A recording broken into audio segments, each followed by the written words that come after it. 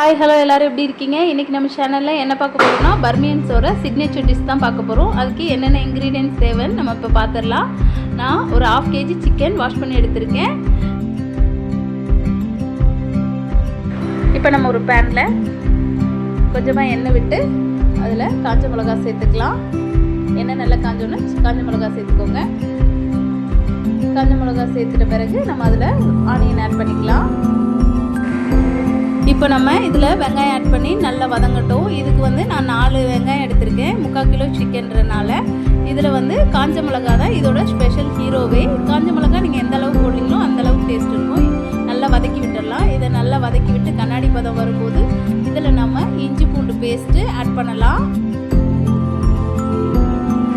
இப்போ வாசனை போனோம்னா தக்காளி ஆட் பண்ணிக்கலாம். தக்காளி ஆட் பண்ணி நல்லா வதக்கிக்கலாம். அப்புறம் நம்ம இதில் சிக்கன் ஆட் பண்ணிக்கலாம்.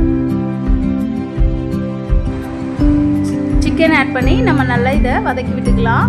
சிக்கன் நல்லா வேகணும். சிக்கன் எந்த அளவுக்கு வேகுதோ அந்த அளவுக்கு நமக்கு உப்பு கறி ரொம்ப சூப்பராக இருக்கும். நீங்களும் வீட்டில் இதை ட்ரை பண்ணி பாருங்கள். இதை நல்லா வதக்கிட்டு இந்த ஸ்டேஜில் நம்ம உப்பு ஆட் பண்ணிக்கலாம். உப்பு ஆட் பண்ணி நல்லா வதக்கி விட்டுக்கலாம். இப்போ பாருங்கள், தண்ணி பிரிய ஆரம்பிச்சிருச்சு. தண்ணி பிரிஞ்சு இந்த தண்ணி ஃபுல்லாக ட்ரை ஆகணும். இந்த ஸ்டேஜில் நம்ம கொஞ்சம் காஷ்மீரி சில்லி நான் கலருக்காக போட்டிருக்கேன். உங்களுக்கு வேணான்னா அது ஆப்ஷனல் தான்.